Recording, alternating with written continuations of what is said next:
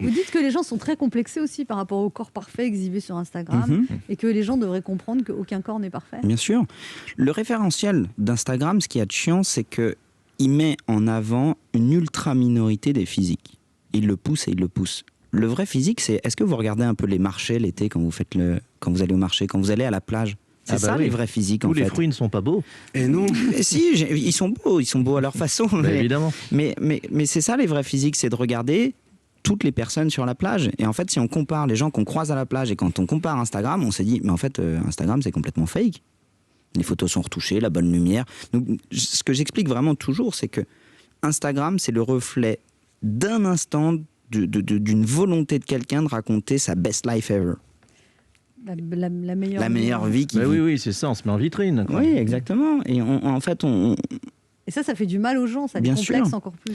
Vous trouvez que les gens sont plus complexés maintenant, Major Mouvement, qu'il y a 10 ans, par exemple? J'ai pas suffisamment de recul parce que moi, quand j'ai commencé à travailler il y a 10 ans, c'était le début des réseaux sociaux.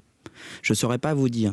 Par contre, ce que je sais, c'est que quand c'est un terrain sur lequel je vais, ou du moins chez les plus jeunes, les 18, 19, 20 ans, on sent qu'il y a un vrai poids là-dessus. Vous pensez qu'il y a des gens qui se privent d'aller chez le kiné parce qu'ils ont des complexes? Ah oui, ça c'est une réalité.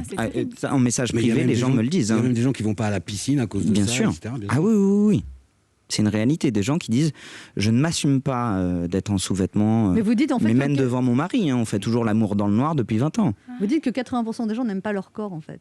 C'est le truc. Vous dites c'est le truc le plus important, c'est d'aimer son corps. Alors je ne sais pas si la stat est vraie, mais c'est moi la sensation que j'ai depuis ma pratique. Je trouve qu'en effet, je vois très peu de gens qui sont capables de dire ok, je suis OK avec mon corps, je suis OK avec mes fesses plates, je suis OK avec les 12 kilos que j'ai pris depuis ma grossesse que j'ai pas pris. Je les ai perdus. C'était un exemple, mais ce que je veux dire, c'est justement, je suis OK en fait.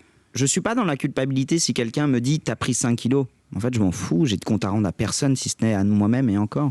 Et je trouve qu'on est extrêmement dur envers soi-même, on accorde extrêmement d'importance au regard des autres. Et typiquement, ce que je veux dire, c'est qu'il y a des gens qui me disent « je me sens jugé en permanence ».